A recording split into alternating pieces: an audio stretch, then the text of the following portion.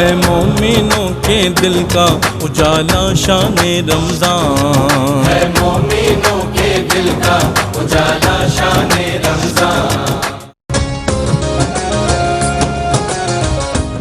بسم اللہ الرحمن الرحیم۔ مولا یا صلی وسلم دائماً ابدا علی حبیبک خیر الخلق کلہم۔ ناظرین اکرام، نعمت افطار کا یہ خصوصی سیگمنٹ ARYQ TV کے لاہور اسٹوڈیو سے اصلاح معاشرہ اور آپ کا میزبان ڈاکٹر سرور حسین نقشبندی حاضر خدمت ہے۔ رسول کریم صلی اللہ علیہ وآلہ وسلم کی ایک حدیث مبارکہ ون لائنر اور ایسی احادیث کا انتخاب کیا گیا ہے کہ جن کا تعلق ہمارے اس پروگرام کے کنٹینٹ کے ساتھ ہے اور جس کا تعلق اصلاح معاشرہ کے ساتھ ہے، انفرادی و اجتماعی اصلاح کے ساتھ ہے۔ رسول کریم صلی اللہ علیہ وآلہ وسلم سے پوچھا گیا کہ اللہ بندے کے اندر کیا دیکھتا ہے، اس کی کس چیز پر نظر کرتا ہے جس کو سنوارنے کے لیے اس کو کوشش کرنی چاہیے۔ تو رسول کریم صلی اللہ علیہ وآلہ وسلم نے ارشاد فرمایا، ان اللہ لا ينظر الى اجسادکم ولا الى صورکم ولکن ينظر الى قلوبکم۔ بے شک اللہ تمہارے جسموں کو نہیں دیکھتا اور نہ تمہاری صورتوں کو دیکھتا ہے، بلکہ وہ تمہارے دلوں کو دیکھتا ہے۔ تو اللہ تعالی ہمیں اپنے دلوں کو سنوارنے کی کہ اسی میں اس کا جلوہ اترتا ہے، اور جتنا دل سنورتا جائے گا اتنا ہی انسان کے اخلاق بھی بہتر ہوتے چلے جائیں گے۔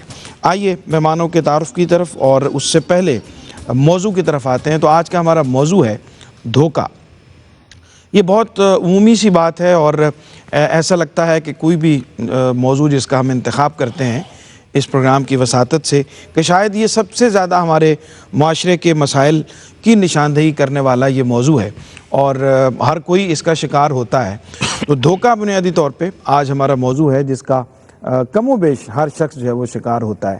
اعتبار ہمارے معاشرے سے ختم ہو گیا ہے اسی دھوکہ دہی کی وجہ سے کہ انسان کسی دوسرے کے اوپر اعتبار کرنے کو تیار نہیں ہے۔ تو دھوکہ دینا کیسا ہے؟ قرآن کریم میں رسول کریم صلی اللہ علیہ وآلہ وسلم کی تربیت میں آپ نے کس طرح سے اس معاشرے میں رہنے والوں کی تربیت کی اور دھوکہ دہی سے ان کو بچنے کا حکم دیا، اس پہ انشاءاللہ ہم بات کرتے ہیں۔ تشریف فرما ہے جناب مفتی محمد رمضان سیالوی صاحب، خطیب جامع مسجد داتا دربار۔ بہت شکریہ حضرت آپ کی تشریف آوری کا۔ جناب قاری محمد یونس قادری صاحب ہمارے ساتھ مستقل تشریف فرما ہیں، آپ کا بھی بہت شکریہ کہ آپ آج تشریف فرما ہیں۔ اور جوائن کیا ہے آج ہمیں پروفیسر محمد تیمور فاروقی صاحب نے۔ السلام علیکم جناب۔ وعلیکم السلام۔ رمضان کی مبارک جناب، اور بہت شکریہ آپ کی بھی تشریف آوری کا۔ آپ پہلے دن آج تشریف لائے ہیں اور ممتاز، معروف اور بہت ہی خوبصورت لب و لہجے کے ثنا خواں جناب صغیر احمد نقشبندی صاحب تشریف فرما ہیں، آپ کو بھی خوش آمدید کہتے ہیں۔ آغاز کرتے ہیں کلام سے، بسم اللہ کیجیے۔ کہاں جاؤں میں اے میرے شاہ، تیرے در پہ آ کے کھڑا ہوں میں، مجھے بھیک دو، مجھے بھیک دو۔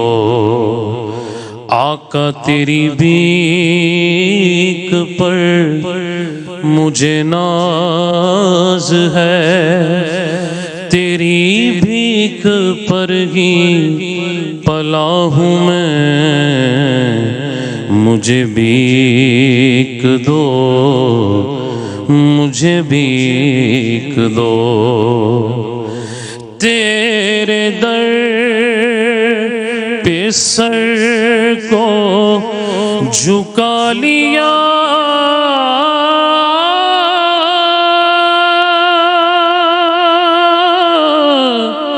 یا رسول اللہ، یا حبیب اللہ، تیرے در پہ سر کو جھکا لیا، میں نے اپنا مٹا لیا، اسی واسطے میری شان ہے کہ تیری خاک پاس سے جڑا ہوں میں، مجھے بھیک دو، مجھے بھیک دو، میرے درد سے ہے تو آشنا، میرے دل میں کیا ہے تجھے خبر، میرے درد سے ہے تو آشنا، میرے دل میں کیا ہے آپ کو خبر، میرے عشق ہی میرا عشق ہے، انہی آنسوؤں میں چھپا ہوں میں، مجھے بھیک دو، مجھے بھیک دو، یہی خاص ہے یہی عام ہے، آقا تیرے نام سے میرا نام ہے، میری لاج ہے تیرے ہاتھ میں، تیرے آستاں کا گدا ہوں میں، علی مولا سیدہ کے چین کا مجھے صدقہ دو، حسنین کا نہیں میرا تیرے سوا کوئی، یہی آس لے کے پڑا ہوں میں، مجھے بھیک دو، مجھے بھیک دو۔ ماشاءاللہ ماشاءاللہ، جزاک اللہ جناب، بہت خوبصورت کلام عطا فرمایا۔ مفتی صاحب، گفتگو کا آغاز کرتے ہیں، دھوکہ ہمارا موضوع ہے، اور ہم آغاز یقیناً کرتے ہیں کہ قرآن و حدیث میں خاص طور پہ دھوکہ بازی کی جو ممانعت آئی ہے اور اس کی مذمت بیان کی گئی ہے، اس پہ رہنمائی فرمائیے سب سے۔ جی ڈاکٹر صاحب، بہت شکریہ۔ بنیادی طور پہ تو ہم جس عنوان کو لے رہے ہیں جی، وہ تعمیر شخصیت اور تکمیل شخصیت کا ایک نصاب ہے، جی ہاں، جس کو اختیار کر کے میں سمجھتا ہوں کہ ایک انسان اپنے اندر انسانیت اور انسانیت کی تکمیل کر سکتا ہے، جس طریقے سے الحمدللہ ہم اس کو لے کے چل رہے ہیں۔ آج جیسا کہ آپ نے ارشاد فرمایا دھوکے کا، قرآن مجید فرقان حمید اس بارے میں اور نبی کریم علیہ السلام کے ارشادات میں بالکل کلیئر اس بارے میں رہنمائی کرتے ہیں، اور معاشرے میں پھیلی ہوئی بنیادی خرابیوں میں سے ایک یہ موجود ہے۔ صحیح۔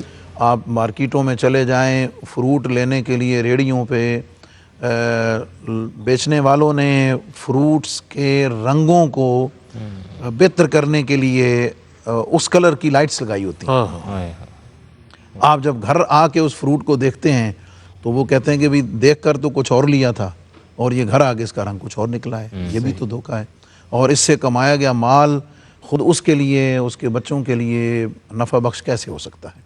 تو قرآن مجید فرقان حمید میں سورۃ الانفال کی آیت نمبر 27 میں اللہ رب العزت نے فرمایا، بسم اللہ الرحمن الرحیم، یا ایھا الذین آمنوا لا تخونوا اللہ والرسول وتخونوا اماناتکم وانتم تعلمون۔ اے ایمان والو، اللہ کے ساتھ بھی خیانت نہ کرو، اللہ کے رسول کے ساتھ بھی خیانت نہ کرو، اور جو تمہارے پاس امانتیں رکھی جائیں ان بھی خیانت نہ کرو۔ سورۃ النساء کی آیت نمبر 105 میں اللہ کریم فرماتا ہے، وَلَا تَكُن لِّلْخَائِنِينَ خَصِيمًا، کہ محبوب صلی اللہ علیہ وسلم جو خیانت کرنے والے ہیں آپ ان کی طرفداری نہ کریں، آپ ان کی حمایت نہ کریں۔ کیا مطلب؟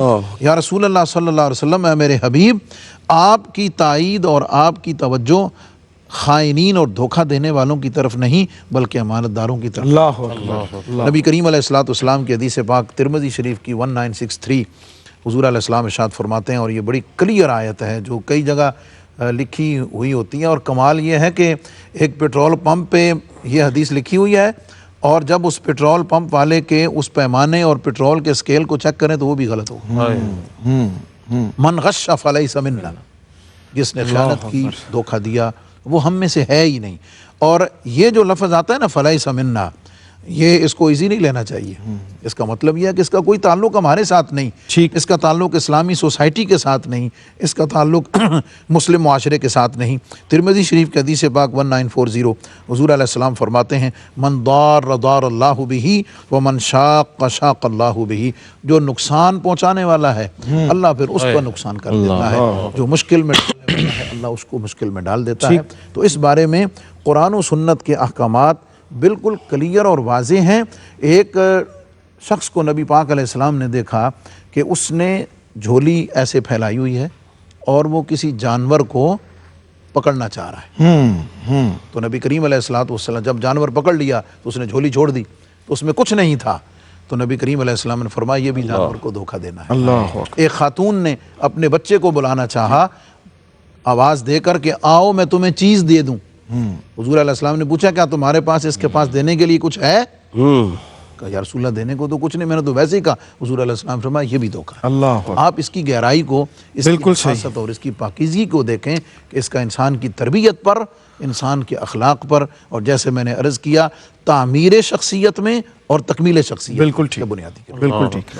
اچھا قاری صاحب، آج کل ویسے دیکھا یہ جاتا ہے عمومی طور پہ کہ ایسا شخص جو دھوکہ دے کر اپنا مال بیچتا ہے یا لوگوں کو آسانی کے ساتھ اپنے اس چنگل میں پھنسا لیتا ہے اور ان کا مال ہتھیا لیتا ہے، اس کو سمجھدار، شارپ مائنڈ کہا جاتا ہے، جی سمجھدار کہا جاتا ہے۔ تو دھوکہ دینا جو ہے یہ سمجھداری کی علامت سمجھا جاتا ہے ہمارے ہاں الا ماشاء اللہ۔ تو اس رویے کو کیسے دیکھتے ہیں آپ اس سارے تناظر میں؟ جی محترم ڈاکٹر صاحب، قبلہ مفتی صاحب ہمیشہ گفتگو کرتے ہیں تو بڑے ماشاءاللہ ایک مینارہ نور سے ہم روشنی حاصل کرتے ہیں الحمدللہ۔ دیکھیں دھوکہ، پہلے اس حوالے سے میں چھوٹی سی بات کرنا چاہوں گا۔ علامہ عبدالرؤف مناوی جو ہیں وہ فرماتے ہیں کسی چیز کی اصل حقیقت کو چھپا دینا یہ دھوکہ ہے۔ کریم آقا علیہ السلام نے فرمایا، جو قبلہ مفتی صاحب نے فرمایا من غشا فلیس منا، یہ لیکن بخاری اور ابن ماجہ کے اندر جو الفاظ ہیں وہ بڑی توجہ طلب ہیں۔ فرمایا من غشنا فلیس منا، فرمایا کہ جس نے ہم سے دھوکہ کیا، یعنی 14ویں صدی میں آ کے آج امتی سے دھوکہ ہو رہا ہے، لیکن کریم آقا علیہ السلام نے جمع متکلم کا صیغہ بیان فرمایا۔ فرمایا اس نے میرے غلام سے دھوکہ نہیں کیا بلکہ مجھ مصطفیٰ سے دھوکہ کیا ہے۔ جو مسلم کی حدیث ہے وہ من غشنا ہے۔ تو آپ اندازہ کریں کتنی زبردست اہم چیز ہے کہ سرکار دو عالم صلی اللہ علیہ وسلم نے اس کی جانب توجہ مبذول فرمائی ہے۔ سیدنا ابو ہریرہ رضی اللہ تعالیٰ عنہ، آپ جا رہے ہیں اور جس طرح ایک شخص دودھ میں پانی ڈال رہا تھا تو وہ دودھ میں پانی ڈال رہا تھا، آپ زاروں قطار رو پڑے، اتنی رکت طاری ہوئی کہ مجمع جمع ہو گیا۔ وہ بندہ بھی آ گیا، اس نے کہا حضور کیا ہوا؟ اس نے کہا گناہ تو کر رہا ہے اور رو میں رہا ہوں، اللہ کی بارگاہ مجھے لرزہ بر اندام ہو گیا۔ تو اس نے کہا جی مجھ سے غلطی ہوگی، اس نے توبہ کی، لیکن آپ نے فرمایا کیا تو دودھ میں سے پانی نکال سکتا ہے؟ اس نے کہا جی ڈالا تو جا سکتا ہے، نکالا نہیں جا سکتا۔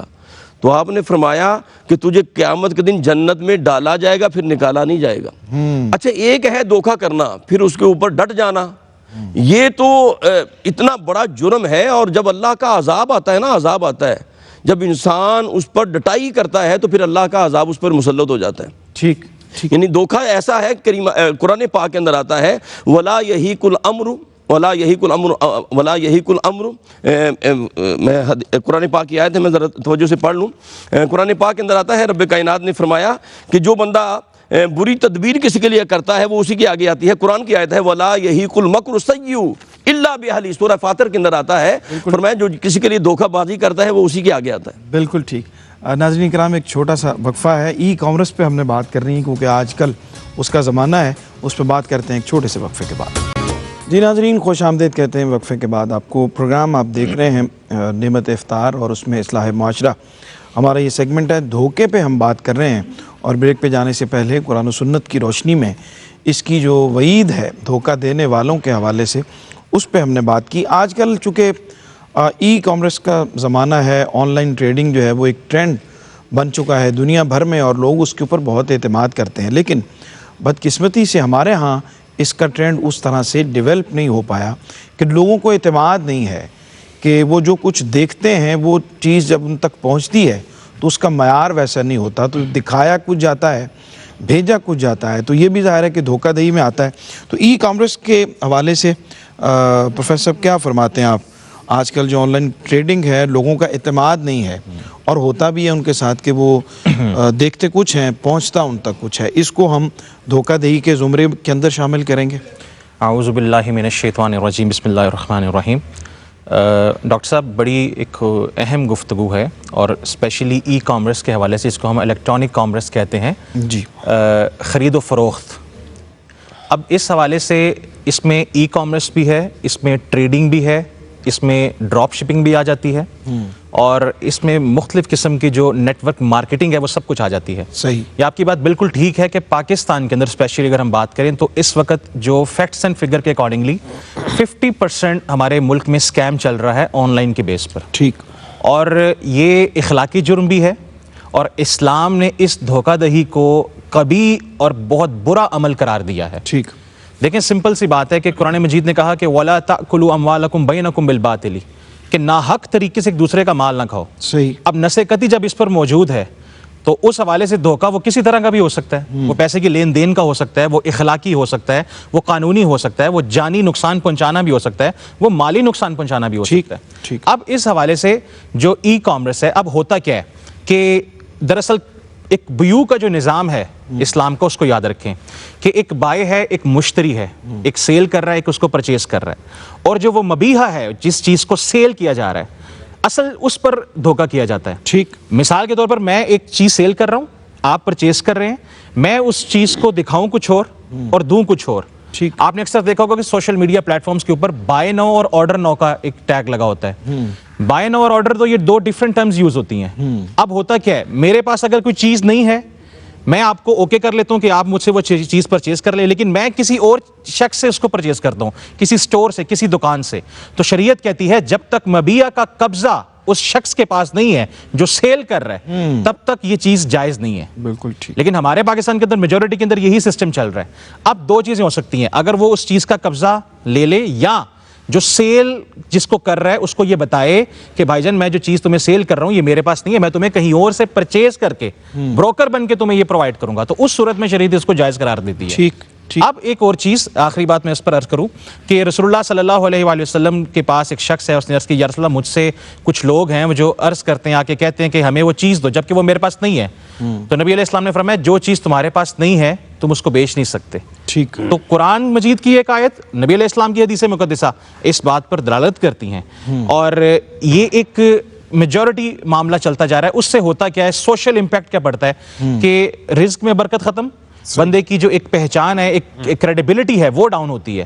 تو میسج یہ ہے اس حوالے سے کہ اس کو پیوریفائڈ ایک شرعی اصولوں پر جو ہے وہ مبنی رکھ کر یہ کام جو ہے ای کامرس کا کیا جائے۔ آخری بات، جو ٹریڈنگ ہے اس میں گولڈ ہے، ویٹ ہے، آئل ہے، جتنا بھی ایک را مٹیریل ہے، اس پر تو جو فقہا نے فقہی جو ایک مسائل بیان کی ہیں، اس پر تو سرن چیز جو ہے وہ سیل پرچیز جائز ہی نہیں ہے۔ ٹھیک، کیونکہ اس میں پتہ ہی نہیں ہوتا کہ مالک کون ہے، وہ چیز کہاں سے آئی ہے، کس نوعیت کی ہے، اس کے پاس ہے ہی نہیں۔ بالکل ٹھیک، یہ اسی اس میں خیال یہ بہت سینسیٹیو سے معاملات ہیں جس کی طرف ہم جس کے اندر شامل ہیں، اور ان کی باریکیوں کو اور ان کی گہرائیوں کو جاننا دین کی روح سے یہ بہت ضروری ہے۔ ہمارے معاشرے میں مفتی صاحب قبلہ جیسے ابھی یہ ذکر کر رہے تھے، تو یہ مثال تو حضور کے زمانے میں بھی موجود ہے۔ گندم کے نیچے آپ نے ہاتھ ڈالا تو نیچے گندم جو ہے وہ گیلی تھی، اور آپ نے کہا کہ تم نے اوپر خشک رکھی ہوئی ہے، یعنی یہ تربیت رسول اللہ صلی اللہ علیہ وسلم نے فرمایا۔ ہمارے ہاں جو خاص طور پہ چیزوں کی تیاری میں، اس کی پروڈکشن میں، اس کی مینوفیکچرنگ میں،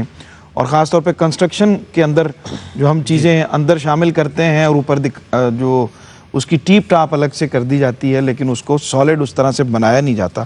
تو یہ جو مختلف صورتیں دھوکے کی موجود ہیں، اور خاص طور پہ گھر خریدنے والا وہ کچھ ہی عرصے بعد اسے پتہ چلتا ہے کہ دیواروں سے جو ہے وہ سیلاب آنا شروع ہو، تو کیا فرماتے ہیں ان ساری چیزیں؟ دیکھیں جیسے عرض کیا کہ یہ بیماری اور یہ خامی من حیث القوم کسی نہ کسی جگہ مزاج کے اندر شامل ہو چکی ہے۔ یعنی جیسے مفتی صاحب نے فرمایا کہ یہ جو آن لائن ٹریڈنگ کا دھوکے کا ٹرینڈ ہے، یہ اسپیشلی پاکستان میں ہے۔ جی، باہر ملکوں میں لوگوں کو بہت اعتماد ہے، جو چیز اعتماد بھی ہے، اور انہوں نے اس کی ٹرم اینڈ کنڈیشنز اتنی کلیئر رکھی ہوئی ہیں کہ آپ اس کو چینج کر سکتے ہیں، ریفنڈ کر سکتے ہیں، جو جیسے چاہیں آپ اس کو لے سکتے قانون بھی سپورٹ کرتا ہے وہاں پہ، اگر وہ جی ہاں چیز ویسی نہیں ملی ہے تو بڑے سخت قوانین ہیں وہاں بہت پہ. سخت اس کے بارے میں ہے.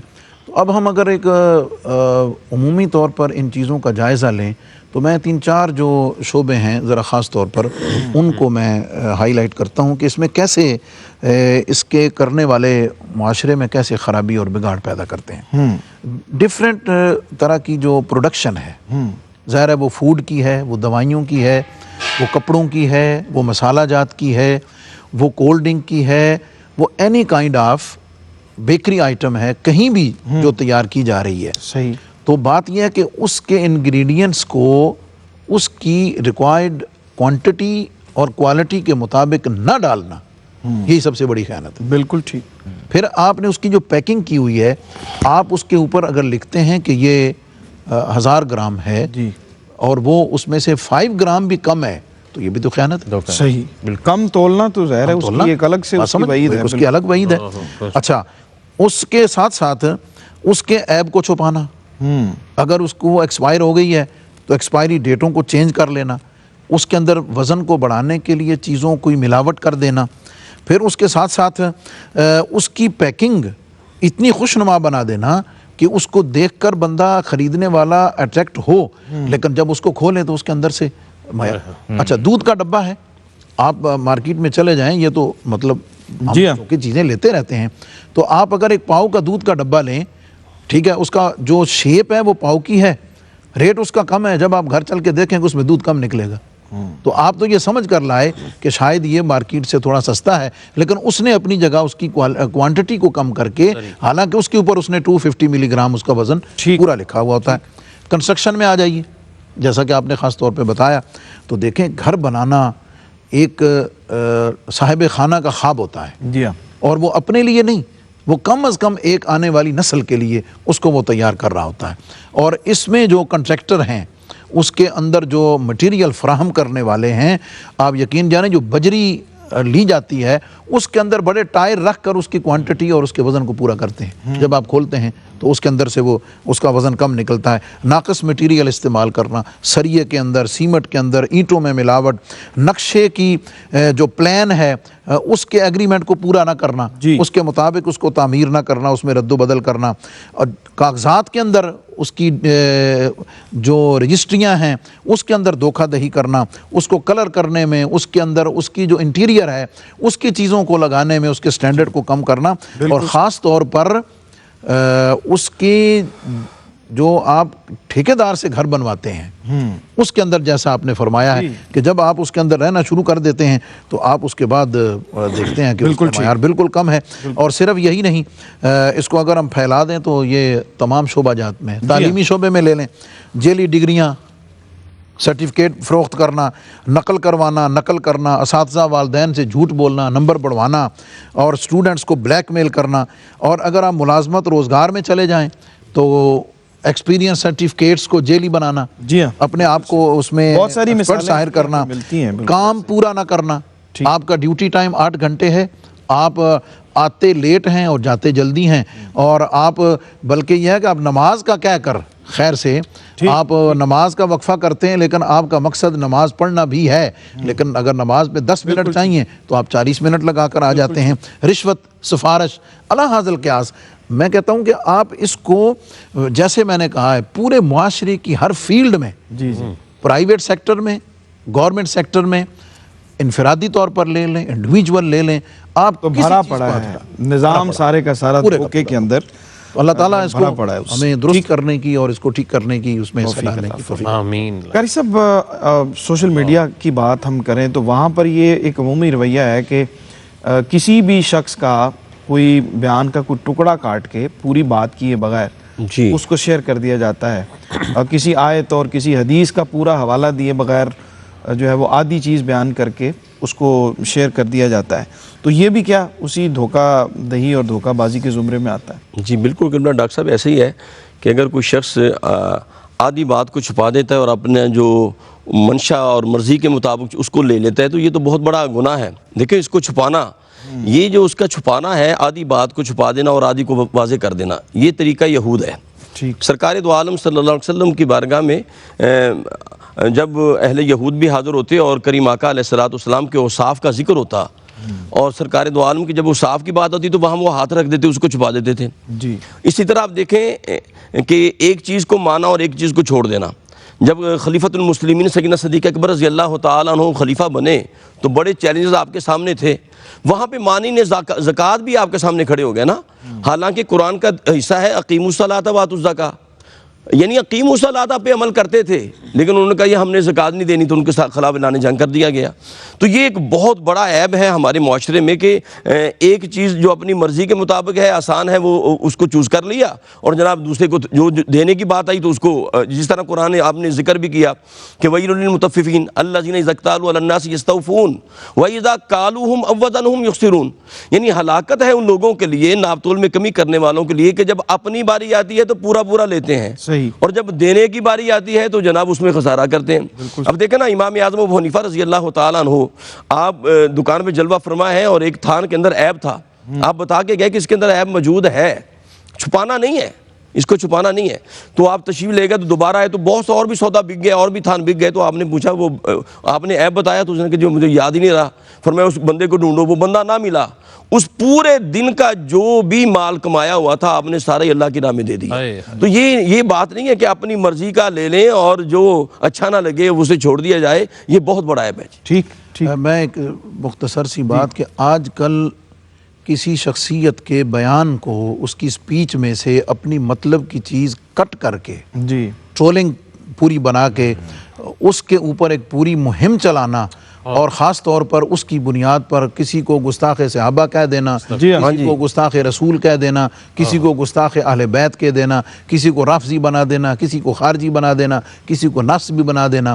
یہ کتنا ٹرینڈ مذہبی طبقے میں ہے کہ آپ یقین جانیے کہ یہ اس طرح کرنے والے کل قیامت والے دن اللہ کو کیا جواب دیں گے. اللہ اکبر، اللہ اکبر. بہت اہم گفتگو اور بہت سے اہم موضوعات کو ہم نے صرف ٹچ کرنے کی کوشش کی ہے. ظاہر ہے کہ ان کو تفصیل کے ساتھ بیان کرنا، اس کی تمام زاویوں کو، جہات کو دیکھنا اور اس کے اوپر بات کرنا، اس کے لیے بہت سا وقت درکار ہے، لیکن کم از کم میسیج جو ہے وہ پہنچ جاتا ہے. ایک پہلو میں سمجھتا ہوں اپنے مہمانوں کو بریک پہ جانے سے پہلے میں عرض کرتا چلوں کہ وہ شاید تشنا رہ رہا ہے، اس پہ ہمیں ضرور بات کرنی چاہیے. جو رشتہ دیکھنے اور دکھانے کے معاملے میں دھوکہ دیتے ہیں ہم، وہ بھی بہت امپورٹنٹ ہے. اس پہ بات کرتے ہیں ایک چھوٹے سے وقفے کے بعد.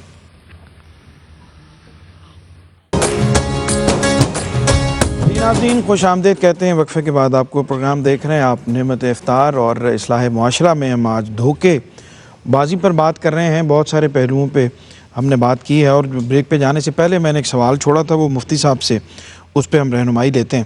پروفیسر صاحب، دھوکہ دینا تو مسلمان کو تو ظاہر ہے کہ اس کے بارے میں ہم نے بہت ساری بات کی ہے، لیکن رسول اللہ صلی اللہ علیہ وسلم کی زندگی میں تو ہم دیکھتے ہیں کہ آپ نے تو غیر مسلموں کو، کفار کے ساتھ بھی جو دھوکہ دینا ہے. میں نے کہا کہ یاد رکھیں کہ کوئی بھی کسی قسم کا دھوکہ، اسلام نے ہر طرح کا دھوکہ ہر کسی کے ساتھ اس کو منع اور حرام قرار دیا ہے. نبی صلی اللہ علیہ وسلم کی سیرت ہم دیکھتے ہیں. حضرت ابوبکر صدیق کا مجھے ایک یاد آیا، آپ سے ایک روایت میں لیتا ہوں کہ نبی پاک صلی اللہ علیہ وسلم سے آپ نے نقل فرمایا کہ رسول اللہ علیہ وسلم نے فرمایا کہ وہ شخص جو دھوکہ کرتا ہے اور بخل کرتا ہے، بخیل ہے، اللہ پاک اس کو جنت کی خوشبو سے محروم رکھے گا. اور پھر نبی علیہ السلام نے فرمایا کہ مومن کا معاملہ کیا ہے. آقا علیہ السلام نے فرمایا کہ مومن جو ہوتا ہے وہ کریم النفس ہوتا ہے، سلیم الفطرت ہوتا ہے، اور جو ہوتا ہے منافق اور کافر وہ کمینگی کا مظاہرہ کرتے ہیں. ٹھیک، بالکل ٹھیک. مفتی صاحب، جو ذکر ابھی ہم نے رشتہ دیکھنے دکھانے کے معاملات میں بہت زیادہ دھوکہ دہی ہوتی ہے، بچیوں کے ساتھ بھی دھوکہ ہو جاتا ہے، بچوں کے ساتھ لڑکی والوں کی طرف سے بھی دھوکہ ہو جاتا ہے، تو یہ بھی ایک بہت اہم ہمارے معاشرے کی ایک برائی ہے جو پھیلی ہوئی ہے، اور ہم اس میں بھی دھوکہ بازی سے کام لے جاتے ہیں. دیکھیں جی، جیسے میں نے عرض کیا کہ ہر چیز میں، ہر کام میں، اور معذرت کے ساتھ مذہبی لوگ بھی اس میں مبتلا ہیں. جی ہاں. ایک شخص حافظ نہیں ہے، قرآن اس کو نہیں آتا، وہ حافظ لکھتا ہے. ایک نے افطار نہیں سیکھا، مفتی نہیں ہے، وہ مفتی کہلواتا ہے. ایک شخص نے طریقت کی تعلیم حاصل نہیں کی، وہ پیر بنا بیٹھا ہے. تو یہ بھی تو دھوکہ ہی ہے. جی ہاں، ایسے ہی. اور یہ جو آپ نے رشتے کی بات فرمائی، یقین جانیے ہمیں تو اب چونکہ اللہ کے فضل سے میں نے 2 بیٹیوں کی شادی کی ہے، اور جس جگہ پہ ہوں سینکڑوں معاملات فیملیز کے دیکھنے کو ملتے ہیں. ماں باپ رشتہ کرنے میں جہاں جھوٹ بولتے ہیں نا، धोखा देते हैं वो समझ लें कि वो अपनी बच्ची या अपने बच्चे की पूरी ज़िंदगी को दांव पे लगा रहे हैं, क्योंकि वो खुल कर रहेगा। सही सही। मैंने अपना घर रेंट आउट किया हुआ है। मैं एक दफ़ा वहाँ गया तो कुछ गाड़ियाँ खड़ी थी, तो किराएदार बाहर आया घबराया हुआ, तो मैं तो वैसे रैंडम कभी कभार चला जाता हूँ, तो मुझे कहने लगा जी कि मेरी बेटी का रिश्ता देखने के लिए लोग आए हुए हैं, तो हमने इनको ये बताया हुआ है कि ये घर हमारा है। सही। अल्लाह। इतने एग्जाम्पल्स हैं मुआशरे में। और फिर लड़कों में इसी तरह जी हाँ, कि वो उसमें चीज़ों को छुपाएंगे, क्लियर नहीं बताएंगे। भाई लड़का क्या करता है जी, लड़का बाहर होता है जी। व्हाट डू यू मीन बाहर होता है? भाई बाहर होता है तो क्या करता है भाई, वहाँ पे कमाता कितना है, बचाता कितना है, काम क्या करता है, शराब की दुकान पे काम करता है, कितना कमाता है, क्या बचाता है, उसके पेपर भी मुकम्मल हैं या नहीं है, कल वो इस पोजीशन में है कि शादी के बाद अपनी बीवी बच्चों को वहाँ ले जा सके। जी हाँ, अला हाज़ल क़ियास बच्चियों का यही मामला है। और मैं बाहर विज़िट करता हूँ, आप यकीन जानिए बाहर के लोग इस वक्त अपनी फैमिलियों में पाकिस्तान भी रिश्ता नहीं करना चाह रहे, उन अपने रिश्तेदारों की धोखाधही और उनके झूठ और उनके फ्रॉड की वजह से। ठीक। और फिर बच्चे बच्चियाँ उसमें मुब्तला हैं।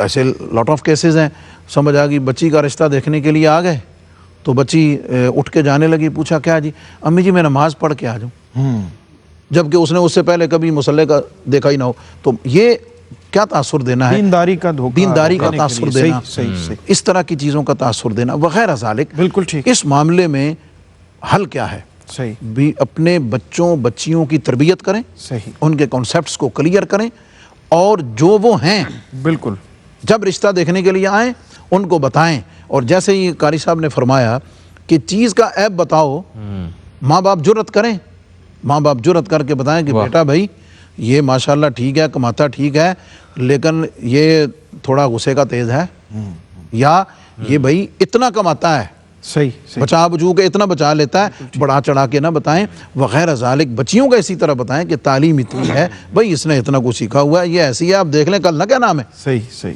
तो ये चीज़ें क्लियर होनी चाहिए। बिल्कुल ठीक। ये अगर माँ बाप चाहते हैं कि उनके बच्चे बच्चियाँ अपने घरों में खुश रहें, तो तैयारी भी धोखे करें से और बाज रहें। धोखा देने से भी बिल्कुल बचें, ठीक। बताने से, वो बेटियों का मामला हो या बेटों का हो, ताकि वो आने वाली ज़िंदगी में शर्मिंदगी से भी बचें और उनके बच्चे बच्चियाँ भी एक अच्छी लाइफ, रियल लाइफ जो है वो रियलिटी बेस्ड वहाँ पर गुजार सकें। बिल्कुल ठीक।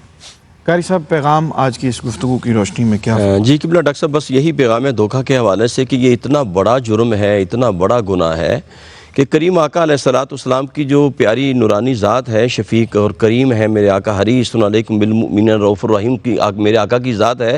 वो आला हज़रत फरमाते हैं ना कि वुसअतें दी हैं खुदा ने दामन महबूब को, कि जुर्म खुलते जाएंगे और आप छुपाते जाएंगे। यानी आप ऐबों को छुपाते हैं, लेकिन ये धोखा का ऐब ऐसा है कि जिस तरह आपने फरमाया कि सरकार दो आलम सल्लल्लाहु अलैहि वसल्लम ने वो अनाज में हाथ डाला तो अंदर से गीला था, तो सरकार दो आलम ने वजाहत फरमाया नहीं, ये बहुत बड़ा ऐब है।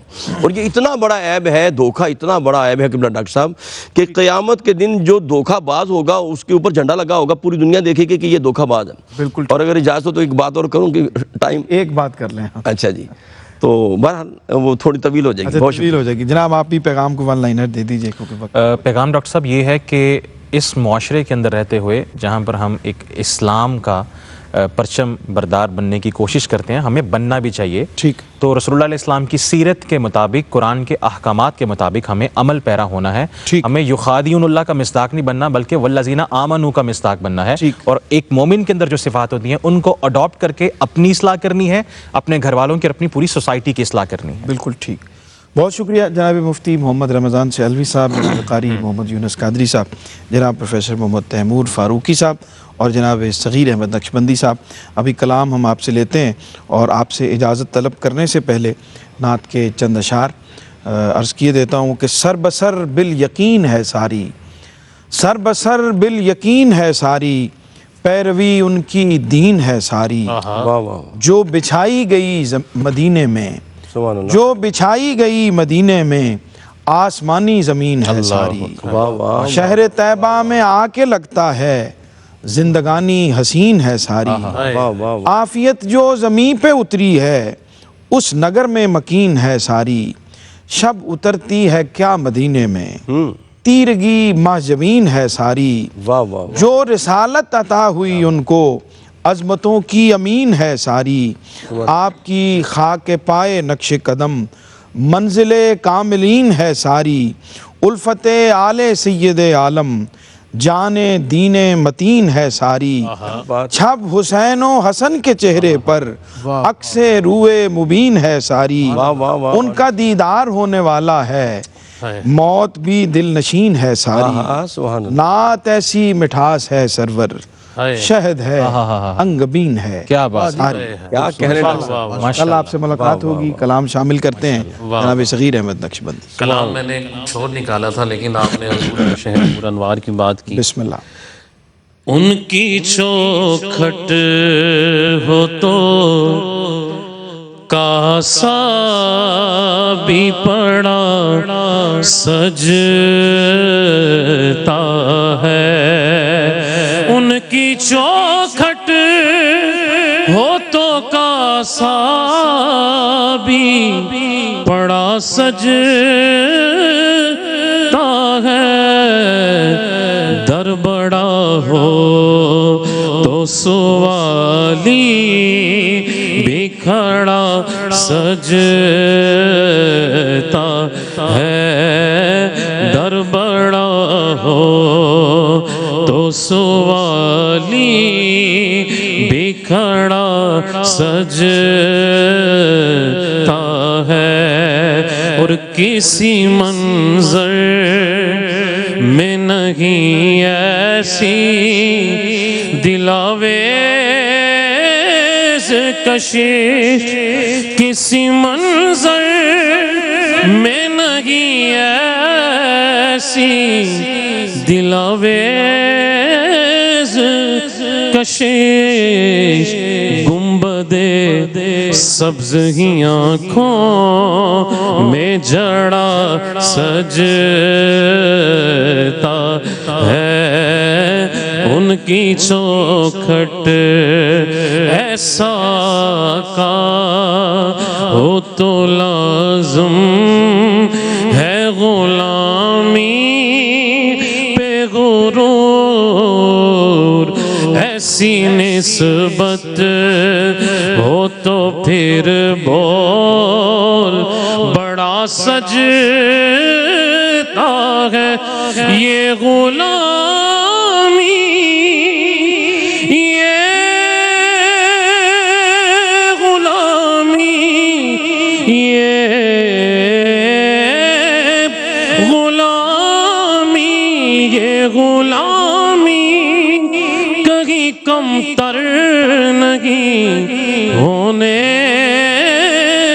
دیتی، ان کا نوکر ہو تو شاہوں میں کھڑا سجتا ہے، مجھ سے کہتے ہیں سبھی اہل محبت، سرور نعت کا نغمہ تیرے لب پہ بڑا سجتا،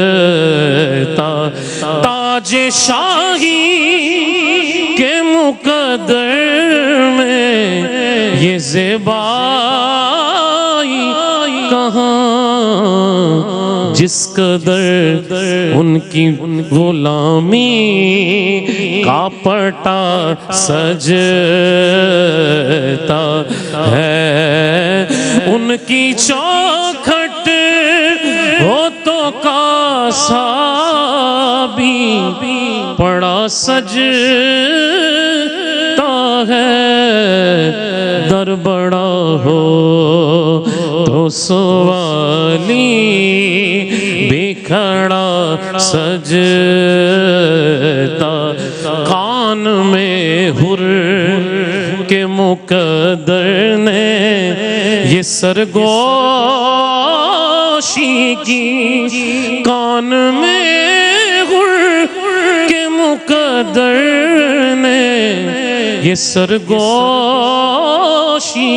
کی، تو نگینا ہے انگوٹھی میں جڑا سجتا در بڑا ہو تو سوالی بھی کھڑا سجتا